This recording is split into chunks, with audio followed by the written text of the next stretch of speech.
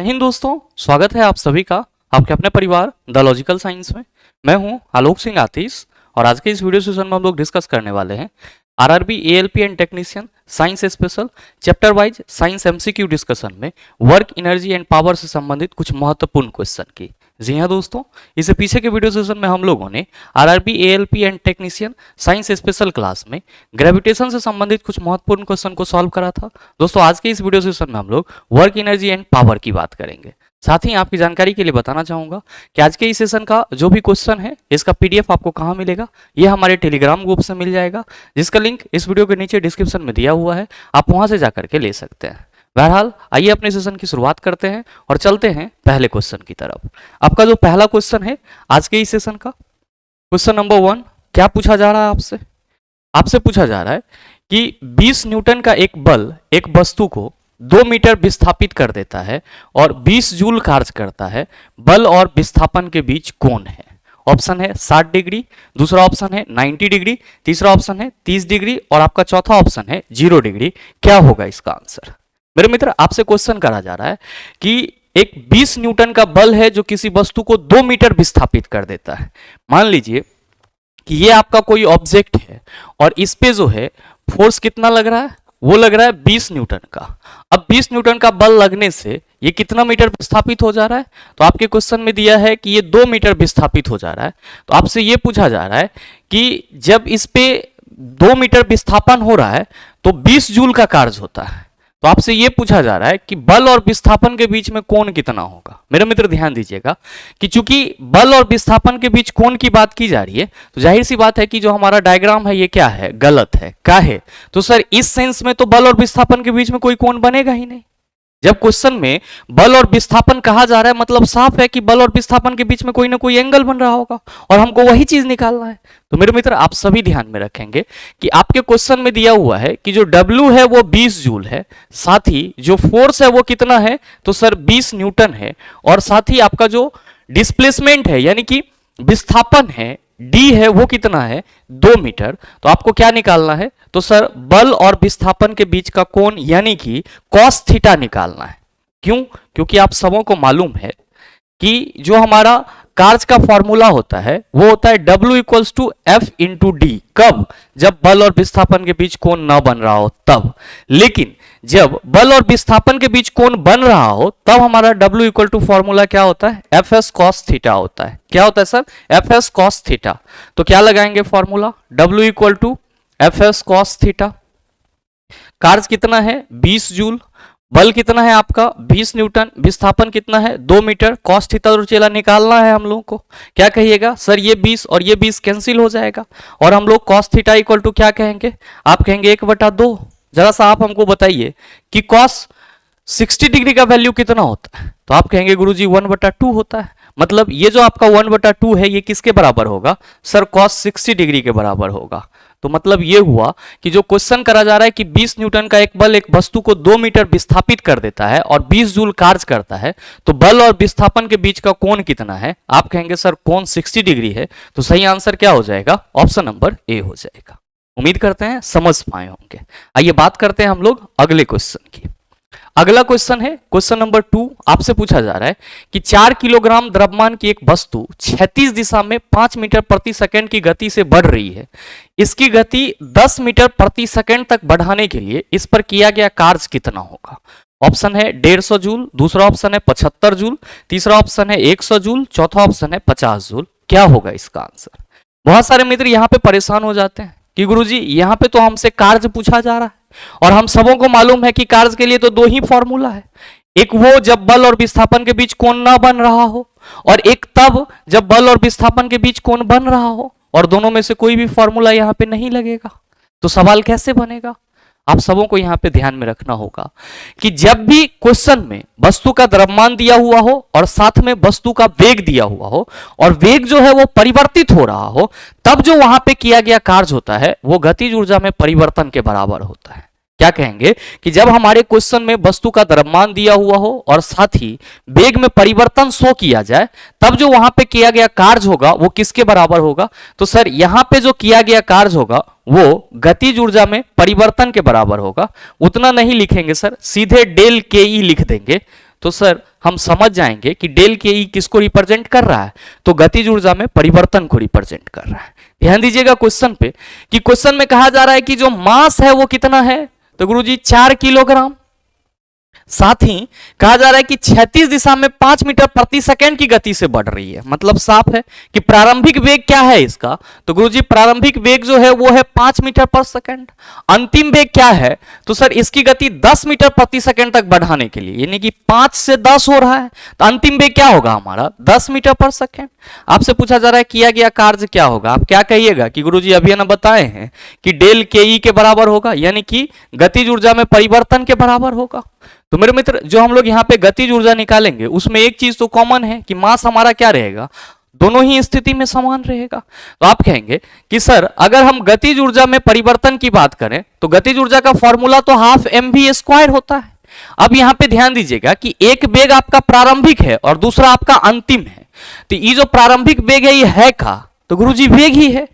तो अगर हम बात करेंगे सर गतिज ऊर्जा में परिवर्तन की, तो आप कहेंगे सर अंतिम गतिज ऊर्जा में से प्रारंभिक गतिज ऊर्जा को घटाएंगे, इसको लिखेंगे कैसे, तो सर गतिज ऊर्जा का फॉर्मूला हाफ mv² होता है, तो हाफ तो रहेगा ही, साथ ही मास कितना है 4 और गुना क्या हो जाएगा, तो सर v², तो ये सर हमारा अंतिम वेग है, 10 का स्क्वायर कीजिएगा कितना होगा 100 माइनस फिर हाफ इनटू m क्या रहेगा गुरुजी दोनों में कॉमन रहेगा, क्योंकि जो हमारा वस्तु है वो एक ही है और उसके वेग में परिवर्तन हो रहा है, 5 से 10 मीटर प्रति सेकंड हो जा रहा है।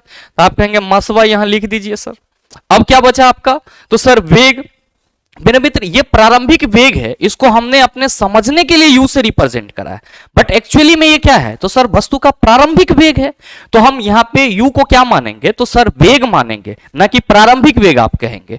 तो यहाँ पे 5 मीटर पर सेकंड है, तो क्या हो जाएगा सर, तो v² होता है, तो 5 25, 5 का आप स्क्वायर कीजिएगा ना, आप कहेंगे बिल्कुल, चला जी 2 2 जा 4 हो जाएगा और यहां पे भी 2 2 जा 4 हो जाएगा, ये 2 इंटू 100 200 माइनस 25 2 जा 50 कितना हो गया गुरुजी 150 जूल।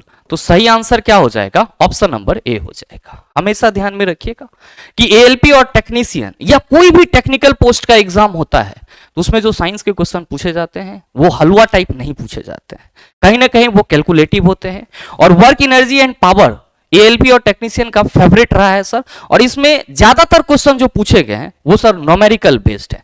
ऐसा नहीं है कि थ्योरेटिकल नहीं पूछा गया है, थ्योरेटिकल भी पूछा गया है, लेकिन थ्योरेटिकल हलवा टाइप क्वेश्चन है जिसको आप आसानी से सॉल्व कर सकते हैं। हमने इस सेशन में वैसे प्रश्नों को भी शामिल करा है जिसको आप आंख बंद करके आंसर दे सकते हैं। बहरहाल उम्मीद करते हैं इस क्वेश्चन को आप सभी समझ पाए होंगे, और जब भी आपको आपके क्वेश्चन में मास दिया हुआ रहेगा, वेग में परिवर्तन की बात की जाएगी और कार्य पूछा जाएगा, आप कहेंगे गतिज ऊर्जा में परिवर्तन के बराबर होगा। आइए बात करते हैं अगले क्वेश्चन की। अगला क्वेश्चन, क्वेश्चन नंबर 3 पूछा जा रहा है कि यदि कोई वस्तु वृत्ताकार पथ में घुमाई जाती है तो उस पर किया गया कार्य है शून्य, निर्धारित नहीं किया जा सकता, सकारात्मक है, ऋणात्मक है।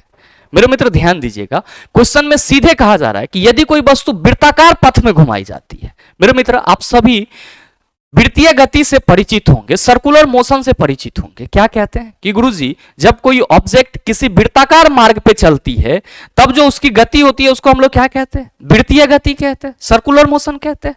थोड़ा देर के लिए सपोज कीजिए कि यहां पे आप हैं, यहां पे आप हैं और यहां से चलना प्रारंभ करते हैं, तो यहां से चलेंगे सर, और चलते चलते आप कहां आ गए, यहां पे आ गए, तो आपने एक पूरा चक्कर लगाया।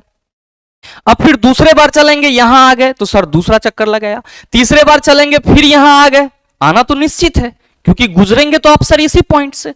तो सर आप जितना बार भी घूमेंगे तो कहीं ना कहीं आप अपने प्रारंभिक बिंदु से जरूर गुजरेंगे। और आप क्या कहेंगे कि गुरुजी हम सबों को मालूम है कि जब हम यहां से गुजरेंगे इस प्रारंभिक बिंदु से, तो जाहिर सी बात है कि हमारे द्वारा जो तय किया गया विस्थापन होगा वो हर एक स्थिति में क्या होगा, 0 होगा। मेरे मित्र आप सबों को ध्यान में रखना है कि अगर कोई वस्तु किसी वृत्ताकार मार्ग पे चल रही है तो हर एक स्थिति में अगर वो चक्कर पूरा कर रहा है तो विस्थापन उसका क्या हो जाएगा, आप कहेंगे 0। मेरे मित्र ध्यान दीजिएगा कि जब वो पूरा चक्कर लगाएगा, कंप्लीट चक्कर लगाएगा, तब उसका विस्थापन 0 होगा। अगर यहां से चला और ये यहां पे पहुंच गया सर, इस पॉइंट पे पहुंच गया, तो सर ये जब इस पॉइंट पे पहुंचा तो जाहिर सी बात है कि यहां से लेकर के यहां तक जो है वो इसका अगर विस्थापन की बात करेंगे तो क्या होगा, आप कहेंगे सर ई वाला तो दूरी हो जाएगा। क्योंकि इसमें डायरेक्शन क्या हो रहा है, चेंज हो रहा है। लेकिन ये यहां से लेकर के यहां तक इसकी जो व्यास हो जाएगी वो क्या हो जाएगी, विस्थापन हो जाएगा। तो ये चीज आप ध्यान में रखिएगा कि जब एक पूरा चक्कर लगा लेगा तो सर विस्थापन 0 हो जाएगा। जब वृत्ताकार मार्ग का आधा चक्कर लगाएगा तब जो विस्थापन होगा वो किसके बराबर होगा, तो आप सभी कहेंगे कि गुरुजी विस्थापन वृत्ताकार मार्ग के व्यास के बराबर होगा। लेकिन क्वेश्चन में यह कहा जा रहा है कि कोई वस्तु वृत्ताकार पथ में घुमाई जाती है तो जाहिर सी बात है कि एक चक्कर लगाता होगा। कहा जा रहा है कि तो उस पर किया गया कार्य क्या होगा। आप कहेंगे गुरुजी जब विस्थापन 0 है और हम सबों को मालूम है कि कार्य इक्वल टू होता है W equals to F into d, तो जाहिर सी बात है कि फोर्स हमारा कुछ भी रहे लेकिन विस्थापन क्या होगा, 0। और किसी भी चीज को 0 से मल्टीप्लाई करेंगे तो आपको क्या मिलेगा, आप कहेंगे सर हमको लड्डू मिलेगा। मतलब क्या हुआ कि जो यहां पे जो किया गया कार्य होगा वो क्या हो जाएगा, 0 हो जाएगा। तो हमेशा ध्यान में रखिएगा कि अगर कोई वस्तु या व्यक्ति या किसी पिंड को वृत्ताकार मार्ग में घुमाया जा रहा है तो वहां पे घुमाने के चलते जो किया गया कार्य होगा वो क्या होगा, 0। क्योंकि हम सबों को मालूम है कि किसी भी चीज पे कितना ही बल लगा लो विस्थापन प्रोड्यूस नहीं हो रहा है तो साइंस के भाषा में उसको हम लोग क्या कहेंगे, कार्य नहीं हो रहा है। तो सही आंसर क्या हो जाएगा चला जी, आप कहेंगे option number A is the right answer of this question. उम्मीद करते हैं समझ पाए होंगे। आइए बात करते हैं अगले क्वेश्चन की। अगला क्वेश्चन, क्वेश्चन नंबर 4, आपसे पूछा जा रहा है कि 5 किलोग्राम भार की एक वस्तु को 4 मीटर की ऊंचाई तक उठाया जाता है। उस वस्तु पर लगने वाले गुरुत्व बल के कारण किया गया कार्य का मान कितना होगा। मान ले G इक्वल टू 10 मीटर पर सेकेंड स्क्वायर। ऑप्शन है 200 जूल, दूसरा ऑप्शन है 20 जूल, तीसरा ऑप्शन है -20 जूल और चौथा ऑप्शन है 200 जूल। ध्यान दीजिएगा कि यहां पे थोड़ा सा आपको ऑप्शन करेक्शन करना होगा। ये जो चौथा ऑप्शन आपका 200 जूल है एक्चुअली में यहां पे क्या होगा, -200 जूल होगा। क्या होगा, -200 जूल होगा। अब मेरे मित्र यहां पे इस क्वेश्चन को सॉल्व करना बहुत ही आसान है लेकिन थोड़ा सा कंसेप्ट के बारीकी को समझना होगा। कैसे, तो ध्यान दीजिएगा। क्वेश्चन में कहा जा रहा है कि 5 किलोग्राम भार की एक वस्तु को 4 मीटर की ऊंचाई तक उठाया जाता है। मेरे मित्र यहां पे जो ऑब्जेक्ट है उसका मास कितना है, तो गुरुजी 5 केजी है। ध्यान देंगे कि यहां पे किलोग्राम भार बोला जा रहा है तो आप सभी परेशान मत हो जाना कि भार जो है वो वेट वाला बात की जा रही है। यहां पे आपको ये ध्यान में रखना होगा कि when we discuss about weight of an object then we are called that W equals to mg. It means W is directly proportional to the mass and W is directly proportional to the gravitational acceleration.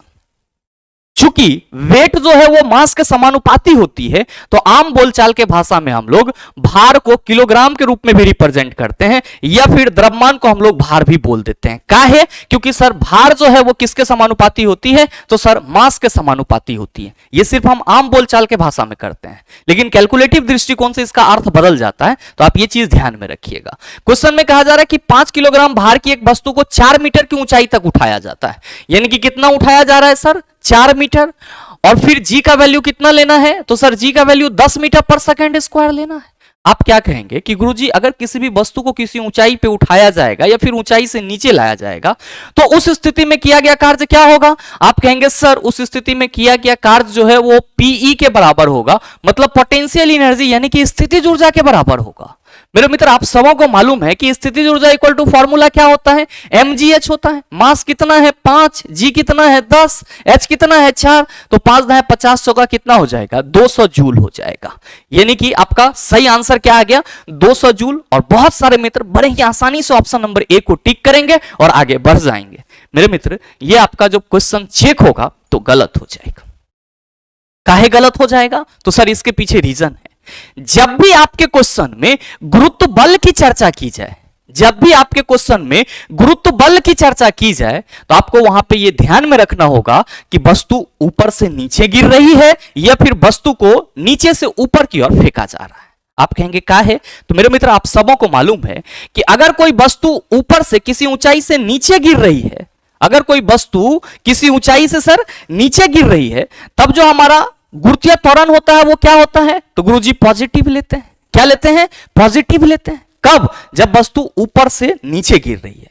लेकिन अगर वस्तु को नीचे से ऊपर की ओर फेंका जाए तब आप क्या कहते हैं कि गुरुजी गुरुत्वीय त्वरण हमारा ऋणात्मक हो जाता है। क्या हो जाता है, गुरुत्वीय त्वरण हमारा ऋणात्मक हो जाता है। तो भाई मेरे यहां पे कहा जा रहा है कि गुरुत्व बल के कारण किया गया कार्य का मान कितना होगा। क्योंकि किसी भी वस्तु को ऊपर से नीचे गिराया जाए या फिर उसको नीचे से ऊपर फेंका जाए तो वो जब भी इस तरह के हरकत करेगा सर तो गुरुत्व बल के अधीन करेगा। अब गुरुत्व बल जो है अगर ऊपर से नीचे गिराया जा रहा है तो धनात्मक रूप में लेना है, और सर अगर नीचे से ऊपर फेंका जा रहा है तो ऋणात्मक रूप में लेना है। क्वेश्चन में क्या कहा जा रहा है चेला जी कि 5 किलोग्राम भार की एक वस्तु को 4 मीटर की ऊंचाई तक उठाया जाता है, उस वस्तु पर लगने वाले गुरुत्व बल के कारण किया गया कार्य 4 मीटर की ऊंचाई तक उठाया जाता है, मतलब नीचे से ऊपर जा रहे हैं, तो ऊपर जा रही वस्तु के लिए गुरुत्व त्वरण क्या होगा? आप कहेंगे गुरुजी ऋणात्मक होगा, तो यहां पे जो जी का वैल्यू हम लिए हैं वो क्या लेंगे? -10 मीटर पर सेकेंड स्क्वायर। अब यहां पे हमारा क्या होगा? माइनस, और यहां पे क्या लगेगा गुरुजी? माइनस। अब बताइए सही आंसर क्या होगा? तो आप कहेंगे गुरुजी जो आपने ऑप्शन करेक्शन किया था, ऑप्शन नंबर डी -200 जूल, वो क्या होगा? हमारा सही आंसर होगा। मेरे मित्र यहां पे एक चीज और ध्यान में रखेंगे कि अगर ये सारे ऑप्शन पॉजिटिव वैल्यू में रहते, अगर ये सारे ऑप्शन पॉजिटिव वैल्यू में रहते तो हमको कोई दिक्कत नहीं था सर, पॉजिटिव वैल्यू वाले को हम टिक कर लेते। लेकिन जैसे ही ऑप्शन में पॉजिटिव और निगेटिव की बात की जाएगी और क्वेश्चन में गुरुत्व बल की बात की जाएगी तो आप क्या कहेंगे कि गुरुजी आंसर तो सटीक हमारा -200 जूल होगा, और इसीलिए सही आंसर क्या हो जाएगा? ऑप्शन नंबर डी हो जाएगा। तो बहुत सारे मित्र कहीं ना कहीं यहां पे कंफ्यूज होते हैं, तो आपको यहां पे कंफ्यूज नहीं होना है। आइए बात करते हैं अगले क्वेश्चन की। अगला क्वेश्चन, क्वेश्चन नंबर 5, क्या पूछा जा रहा है कि मोहन का वजन 40 किलोग्राम है तथा वह 10 सेकंड में 50 सीढ़ी चढ़ जाता है। यदि प्रत्येक सीढ़ी की ऊंचाई 15 सेंटीमीटर हो तो मोहन की शक्ति क्या है? चला जी इस टाइप का बहुत सारा क्वेश्चन आपके एग्जाम में पूछा गया है, मैंने सिर्फ एक क्वेश्चन को शामिल करा है। ध्यान दीजिएगा, क्वेश्चन में कहा जा रहा है कि मोहन जो है वो बेचारा सीढ़ी चढ़ता है।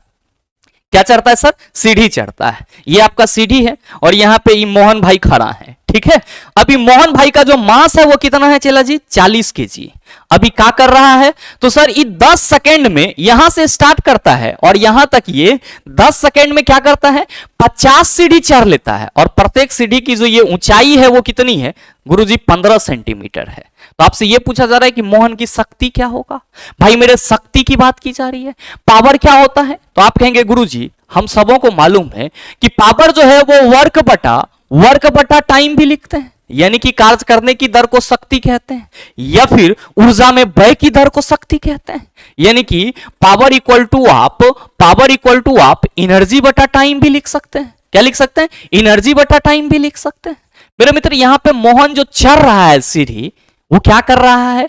तो सर एक तरह से कार्य भी कर रहा है और साथ ही इसका ऊर्जा भी खपत हो रहा है। ऊर्जा खपत किस रूप में हो रहा है? आप कहेंगे स्थितिज ऊर्जा के रूप में हो रहा है। क्या है? तो सर ये ऊंचाई चढ़ रहा है और वस्तु की स्थिति के चलते जो ऊर्जा उत्पन्न होगी उसको क्या कहते हैं? स्थितिज ऊर्जा। तो चेला जी ध्यान दीजिएगा कि मोहन भाई का मास कितना है? मोहन भाई का मास 40 केजी है, ठीक है। अब आपको जी कितना लेना है गुरुजी? जी जो है वो हमको 10 मीटर पर सेकेंड स्क्वायर लेना है, ठीक है।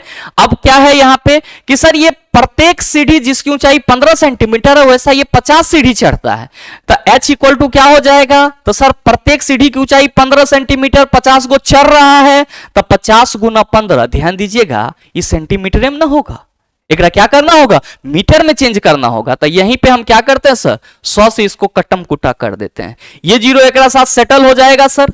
अब ध्यान दीजिएगा कि 15 × 75 बटा क्या हो गया? 10, यानी कि 7.5 मीटर हो गया। बताइए अब ना सॉल्व होगा? आप कहेंगे सर आसानी से सॉल्व हो जाएगा। क्या है? तो sir power equal to energy बटा टाइम ले लेते हैं, या वर्क बटा टाइम लेंगे तो भी हमारा जो वर्क होगा वो स्थितिज ऊर्जा के बराबर होगा। तो कहीं ना कहीं फॉर्मूला जो है वो mgh बटा t लगेगा। मेरे मित्र अब आप इसको सॉल्व कर सकते हैं।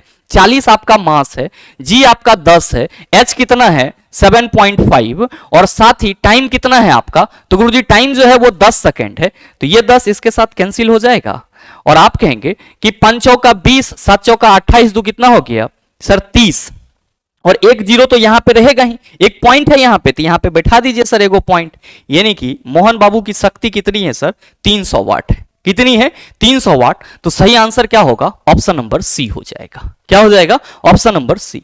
तो इस तरह के कई सवाल आपके एग्जाम में पूछे गए हैं मेरे मित्र। इन सब टाइप के प्रश्न में आपको थोड़ा सा पेशेंस कहां पे रखना है? तो यूनिट पे रखना है, क्योंकि यूनिट आपको डिफरेंसेस देखने को मिलते हैं, तो वहां पे आपको चेंज करना होगा एसआई यूनिट के रूप में। आइए बात करते हैं अगले क्वेश्चन की। अगला क्वेश्चन, क्वेश्चन नंबर 6, क्या पूछा जा रहा है कि जब एक दबी स्लिंकी स्प्रिंग को छोड़ा जाता है तो वह स्थितिज ऊर्जा को बदलता है। भाई मेरे आप सबों को मालूम है कि किसी भी स्प्रिंग को आप दाबेंगे और छोड़ देंगे तो क्या होगा सर? उसके जो पार्ट्स होते हैं, उसके जो भाग होते हैं, उसमें गति आती है। मतलब साफ है कि कोई दबा हुआ स्प्रिंग है तो उसकी स्थिति के चलते स्थितिज ऊर्जा है, लेकिन छोड़ देंगे तो सर उसका जो पार्ट है या भाग है वो मूव करता है तो गतिज ऊर्जा में बदल जाएगा। तो सर ये लॉलीपॉप टाइप सवाल होते हैं जो आपके एग्जाम में पूछे जाते हैं। सही आंसर ऑप्शन नंबर सी हो जाएगा, इसमें कोई सोचना है ही नहीं। यांत्रिक ऊर्जा क्या होता है? मैकेनिकल एनर्जी बोलते हैं, ध्यान में रखिएगा। ये गतिज ऊर्जा और स्थितिज ऊर्जा का योग होता है, मींस आप Pe प्लस KE लिख सकते हो। और मेरे मित्र ये इक्वेशन भी आपके लिए जरूरी हो जाता है, इसको भी आप ध्यान में रखिएगा। नेक्स्ट है उष्मीय ऊर्जा। मेरे मित्र आप सबों को मालूम है कि उष्मा से जो ऊर्जा मिलती है उसको उष्मीय ऊर्जा कहते हैं। रासायनिक ऊर्जा, किसी केमिकल से जो एनर्जी मिलती है वो हमारा क्या होता है? केमिकल एनर्जी होता है। अगला क्वेश्चन, क्वेश्चन नंबर 7, कहा जा रहा है कि किसके अनुरूप वस्तु की गतिज ऊर्जा की वृद्धि होती है? घर्षण, समय, गति, द्रव्यमान। क्या होगा इसका आंसर? ध्यान में रखिएगा कि घर्षण क्या है? तो सर एक प्रकार का विरोध करने वाला बल है। घर्षण क्या है? एक प्रकार का विरोध करने वाला बल है, विरोध करने वाला बल है। इसको हम लोग क्या कहते हैं सर? अपोजिटिंग फोर्स कहते हैं। ये क्या करता है सर? वस्तु के गति का विरोध करता है। कैसे उत्पन्न होता है? तो सर मान लीजिए ये आपका सरफेस है और इस पे आप चलना चाह रहे हैं, तो आपका जो पैर है और जो सरफेस तल है, इस दोनों सरफेस के बीच में क्या होगा? तो सर घर्षण बल उत्पन्न होगा। कैसे? तो आप आगे बढ़ना चाहेंगे, घर्षण बल कहेगा ना तू पीछे ही चल। मतलब क्या हुआ कि वैसा बल जो किसी भी वस्तु के गति का विरोध करता है घर्षण बल कहलाता है। समय आप सभी समझ रहे होंगे, बस एक छोटा सा पॉइंट याद रखिएगा कि मात्रकों के सभी पद्धति में समय का यूनिट सेम होता है। कैसे? तो बात करते हैं अगर सभी पद्धति की, तो एफपीएस है, एमकेएस है, सीजीएस है और साथ ही क्या है? तो सर एसआई है।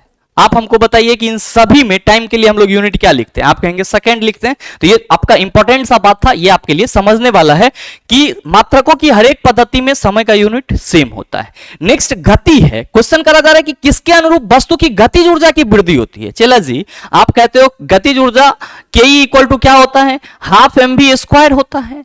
मेरे मित्र जो गतिज ऊर्जा में वृद्धि होगा वो हम कैसे कह सकते हैं? अगर गुरुजी किसी वस्तु की गति बदल रही है तो हम ये कह सकते हैं कि गतिज ऊर्जा में भी वृद्धि होगी। अगर कोई वस्तु बहुत तेज चल रहा है तो उसका गतिज ऊर्जा भी क्या होगा? ज्यादा होगा। क्यों? क्योंकि जब हम लोग बात करते हैं वेग की, तो ये सर जो गतिज ऊर्जा होता है ये जो है वो वेग के स्क्वायर के समानुपाती होता है, यानी कि वेग के वर्ग के समानुपाती होता है। तो आप ये कह सकते हैं कि सर जो क्वेश्चन करा जा रहा है कि किसके अनुरूप वस्तु की गतिज ऊर्जा की वृद्धि होती है, आप कहेंगे गति के अनुरूप जो है वो वस्तु की गतिज ऊर्जा की क्या होती है? वृद्धि होती है। हालांकि ध्यान में रखेंगे कि अगर हम बात करते हैं किसी भी वस्तु के द्रव्यमान की, तो अगर हम किसी भी वस्तु के द्रव्यमान की बात करेंगे तो जब तक दो डिफरेंस ऑब्जेक्ट नहीं लाएंगे तब तक हम लोग ये नहीं कह सकते हैं कि गतिज ऊर्जा द्रव्यमान पर डिपेंड करती है। क्योंकि मान लीजिए कि एक कोई 50 केजी का ऑब्जेक्ट है और ये कभी जो है वो 5 मीटर पर सेकंड के वेग से चल रहा है और कभी जो है ये 10 मीटर पर सेकंड के वेग से चल रहा है, तो दोनों में क्या होगा सर? गतिज ऊर्जा में अंतर होगा। तो कहीं ना कहीं जो गतिज ऊर्जा है वो किस पे डिपेंड करता है? सर वेग पे डिपेंड करता है। लेकिन आप क्या कहेंगे कि गतिज ऊर्जा मास और वेग दोनों पे डिपेंड करता है। ठीक है, क्योंकि वस्तु का मास जो है वो हमेशा नहीं बदल सकता है। जब हमको मान लीजिए 50 केजी के बदला यहां पे 40 केजी लाएंगे अपने मन से कोई वस्तु, तब ना हम बात करेंगे। तो ये चीज हमेशा ध्यान में रखिएगा कि जब भी क्वेश्चन पूछा जाए कि किसके अनुरूप वस्तु की गतिज ऊर्जा की वृद्धि होती है, आप कहेंगे वेग के अनुरूप वस्तु की गतिज ऊर्जा की वृद्धि होती है। वेग कमेगा तो गतिज ऊर्जा भी कम जाएगा, बढ़ेगा तो गतिज ऊर्जा भी क्या हो जाएगा सर? बढ़ जाएगा। मास की बात आएगी तो ऑब्वियसली गतिज ऊर्जा मास पे डिपेंड करेगा, लेकिन वहां पे हमको दो डिफरेंट ऑब्जेक्ट की बात करनी होगी जो कि आपके क्वेश्चन में नहीं कहा जा रहा है। बहरहाल बात करते हैं अगले क्वेश्चन की। अगला क्वेश्चन है क्वेश्चन नंबर 8 आपका कि निम्नलिखित उल्लेखनीय गतिविधियों में से किसमें स्थितिज ऊर्जा को गतिज ऊर्जा में परिवर्तित किया जाता है? एक पटाखे का विस्फोट। बताइए पटाखा में क्या रहता है सर? बारूद रहता है। बारूद क्या है सर? एक तरह का रासायनिक पदार्थ है। तो जो पटाखा विस्फोट होता है तो जो उसमें रासायनिक पदार्थ के रूप में रासायनिक ऊर्जा होती है वो किस में बदलता है? तो सर उष्मीय ऊर्जा और ध्वनि ऊर्जा में बदल जाता है। तो ये तो हमारा सही आंसर नहीं होगा, क्योंकि क्वेश्चन करा जा रहा है स्थितिज ऊर्जा गतिज ऊर्जा में बदलता है। तो आपका पहला ऑप्शन तो सर चला गया। दूसरा, एक टॉर्च को ऑन करना। टॉर्च को ऑन करेंगे तो टॉर्च क्या करेगा? लाइट देगा। ये लाइट कैसे कन्वर्ट हो रहा है? तो गुरुजी बैटरी से हो रहा है। बैटरी में क्या रहता है? Chemical energy. मतलब टॉर्च को ऑन करने पर जो केमिकल एनर्जी है वो लाइट एनर्जी में बदल जाता है। मतलब ये भी हमारा आंसर नहीं होगा। टॉर्च को ऑफ करना, इससे कोई लेना देना ही नहीं है।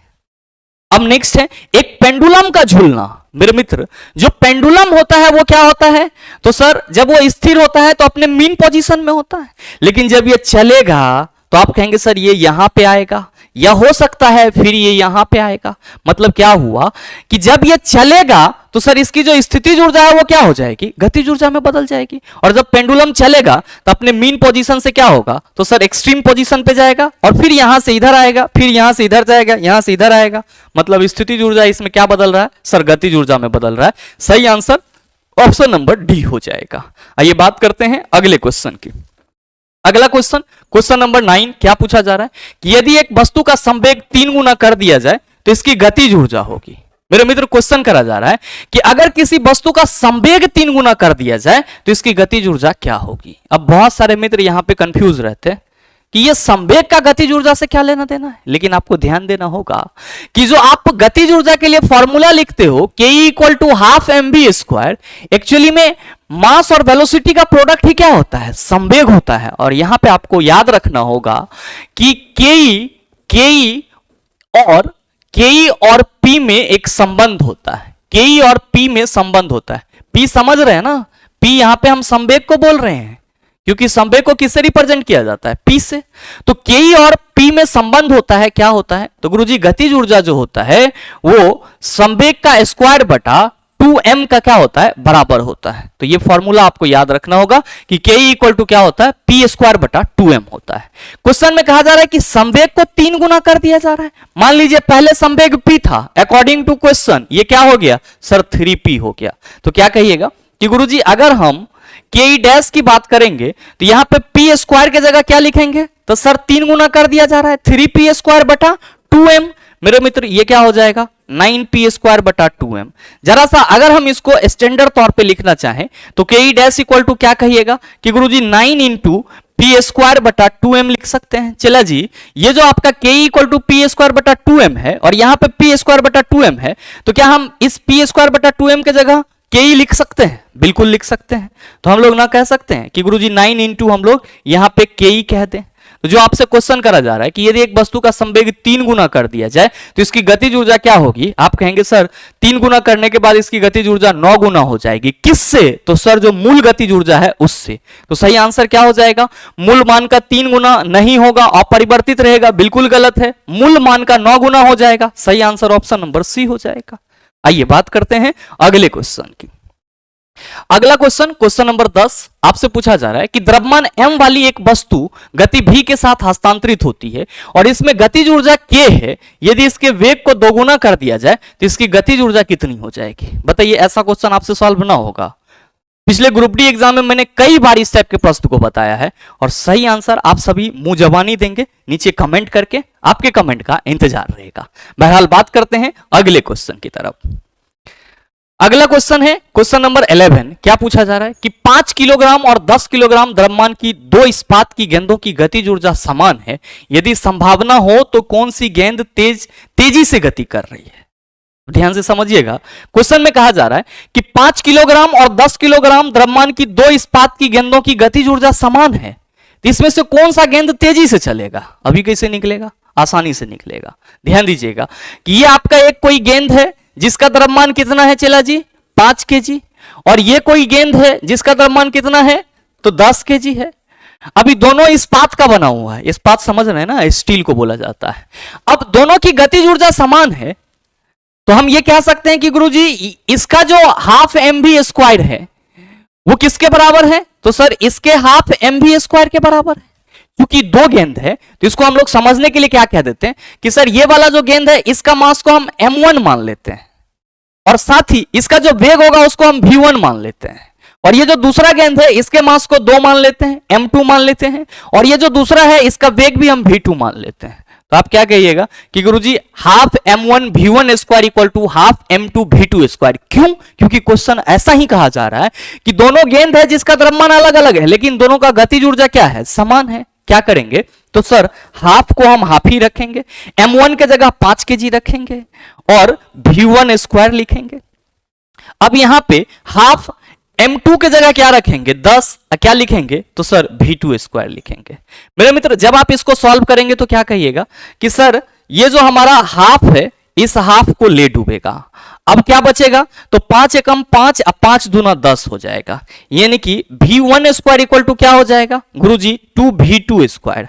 मतलब ये हुआ कि जो v1 स्क्वायर है वो किसके बराबर है, तो जो दूसरा गेंद है उसके वेग के दोगुने के स्क्वायर के बराबर है। मतलब साफ है कि जो हमारा v1 है वो क्या है, ज्यादा है, यानी कि v1 is greater than v2। v1 is greater than क्या होगा, तो सर v2। मेरे मित्र आपके क्वेश्चन में कहा जा रहा है कि यदि संभावना हो तो कौन सी गेंद तेजी से गति करेगी, आप कहेंगे सर 5 किलो वाला जो गेंद है वो तेजी से गति करेगी, तो देख लीजिए किस ऑप्शन में है, आप कहेंगे सर ऑप्शन नंबर बी में है, यानी कि 5 किलोग्राम वाली गेंद तेजी से चल रही है, तो सही आंसर क्या हो जाएगा, ऑप्शन नंबर बी हो जाएगा। अच्छा ये साइन ठीक है ना हो, हाँ ठीक है, जिधर जिधर बड़ा होता है उधर ये वाला आता है, जिधर छोटा रहता है उधर तीर वाला जाता है, कोई दिक्कत नहीं है। आइए बात करते हैं अगले क्वेश्चन की। क्वेश्चन नंबर 12, आसान सा सवाल कि इनमें से कौन सा स्थितिज ऊर्जा का उदाहरण नहीं है। एक संकुचित स्प्रिंग, आप कहेंगे बिल्कुल इसमें पी होगा। बढ़ता हुआ जल, अगर कोई चीज गति कर रही है तो गतिज ऊर्जा का उदाहरण होगा, जबकि हमसे पूछा जा रहा है स्थितिज ऊर्जा का उदाहरण नहीं है, तो सही आंसर तो हमको ऑप्शन नंबर बी मिल गया।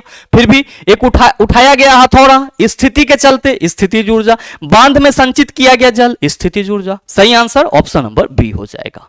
आइए अगला क्वेश्चन, क्वेश्चन नंबर 13, क्या कहा जा रहा है कि 2 किलोग्राम के एक द्रव्यमान वाली एक वस्तु ऊपर की ओर 20 मीटर पर सेकंड के प्रारंभिक वेग से फेंकी जाती है, 2 सेकंड बाद उसकी गतिज ऊर्जा कितनी होगी, जी इक्वल टू 10 मीटर पर सेकंड स्क्वायर। ऑप्शन है 100 जूल, दूसरा है 400 जूल, तीसरा है 0 जूल और चौथा है 200 जूल। क्या होगा इसका आंसर।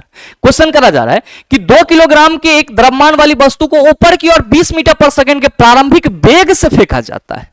ये कोई वस्तु है जेकर द्रव्यमान कितना है चला 2 kg। अब इसको जो है वो 20 मीटर पर सेकंड के वेग से ऊपर की ओर फेंका जा रहा है, मतलब इसका प्रारंभिक वेग क्या हो गया, तो सर u हो गया। प्रारंभिक वेग क्या हो गया, u हो गया। 2 सेकंड बाद इसकी गतिज ऊर्जा कितनी होगी, जब ये ऊपर गया तो सर कुछ ना कुछ ऊंचाई कवर करा होगा, तो कहा जा रहा है कि ऊंचाई कवर करने में इसको जो 2 सेकंड लगा उसके बाद इसकी गतिज ऊर्जा कितनी है। बहुत सारे मित्र यहां पे कंफ्यूज क्या हो जाते हैं कि जो वेग दिया हुआ है 20 मीटर पर सेकंड ऊपर फेंकने का, उसी को लेकर के सॉल्व कर लेते हैं और आंसर गलत कर बैठते हैं, जबकि क्वेश्चन में साफ साफ कहा जा रहा है कि 2 सेकंड बाद उसकी गतिज ऊर्जा कितनी होगी, 2 सेकंड में नहीं 2 सेकंड बाद। तो मेरे मित्र हमको यह देखना होगा कि 2 सेकंड बाद इसकी वेग क्या रही होगी।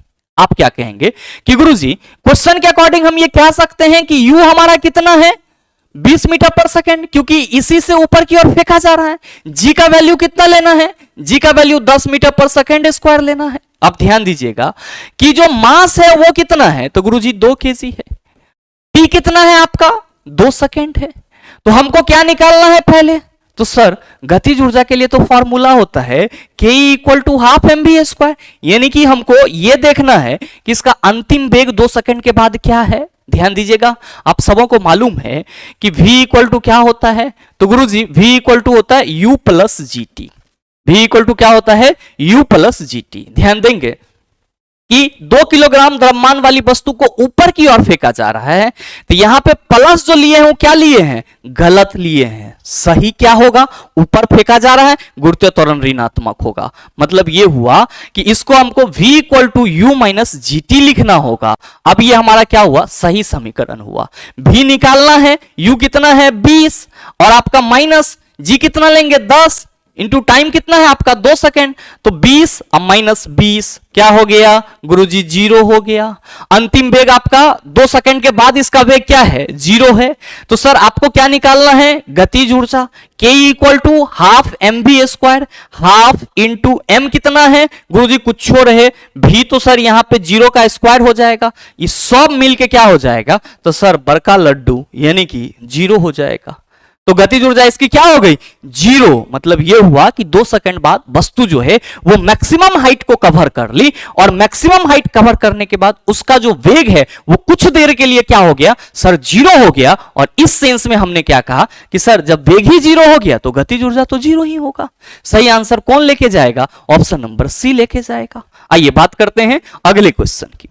अगला क्वेश्चन, क्वेश्चन नंबर 14, कहा जा रहा है कि ऊर्जा का वह रूप कौन सा है जो कि एक साइकिल को चलाते समय उत्पन्न नहीं होता है। पहला ऑप्शन है रासायनिक ऊर्जा, दूसरा ऑप्शन है उष्मीय ऊर्जा, तीसरा है गतिज, चौथा है आपका यांत्रिक ऊर्जा।